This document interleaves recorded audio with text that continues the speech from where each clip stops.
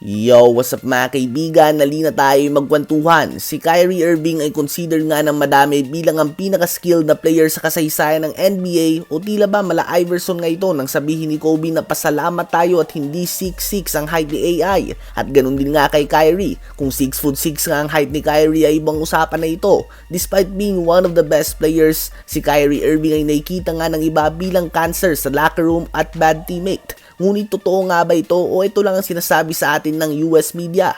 Well, ang Mavs part owner at basketball operations consultant Mark Cuban ay naging bisita sa podcast si Draymond Green kung saan pinag-usapan nga nila dito ang pagpukol ng trade para kay Kyrie Irving. Ayon kay Cuban, bago nila gawin ang trade ay kinausap niya nga ang ilan sa mga naging teammates si Kyrie at lahat nga daw ito ay masaya na naging kakampi ang former champion at ni isa nga daw dito ay walang galit kay Uncle Drew. It's just the media nga daw. He's one of the nicest and most caring guys nga daw at masayang masaya siya na nasa team niya si Kyrie Irving. May gintong puso nga daw ito. So ayun nga po mga kaibigan, sa ownership side ay wala nang problema dito si Kyrie Irving at mukhang nahanap na niya ang kanyang tahanan. Masaya nga siya na maglaro sa Mavs kasama si Luka Doncic at nakikita nga natin ito sa kanilang performance ngayon sa loob ng court. Si Kyrie Irving ay pinapangunahan ng buong NBA sa second half points since All-Star break at nagtatala siya ngayon sa season ng 25.4 points, 5 rebounds and 5.4 assists per game. Sa palagay nyo ba ay misunderstood lamang si Kyrie Irving ng media?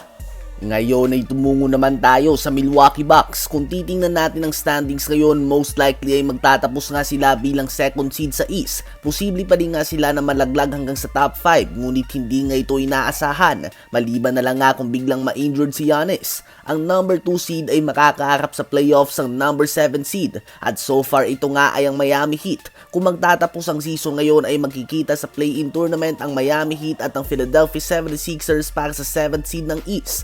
Kung sakaling Heat nga makaharap ng Bucks, alam natin ang history na meron ng dalawang team na ito. 2 beses na nilang pinauwi ang Bucks na mas mataas ang ranking sa kanila sa playoffs. Kaya naman isang bagay ang tiyak, hindi takot ang Heat sa Bucks. At kung titingnan natin ang pinapakita ng Bucks ngayon, question mark pa nga kung magiging successful ba sila sa playoffs, habang ang Miami Heat naman ay up and down ng kanilang regular season performance. Ganun pa man ay alam nga natin na nagiging Michael Jordan sa playoffs si Jimmy Butler at si Coach Eric Spoelstra naman ay isang master tactician. So magiging kabang-abang nga kung sakaling ang dalawang team na ito ay muling magkikita sa playoffs. Ang Bucks nga ay may record lamang na 15 wins and 14 losses under Coach Doc Rivers. Mas madami na nga ang talo ni Doc Rivers kaysa kay Adrian Griffin na pinalitan niya na may record noon na 30 wins and 13 losses. Kung sakaling magkita ang Bucks at ang Miami Heat sa first round ng playoffs, sino ba sa palagay nyo magwawagi?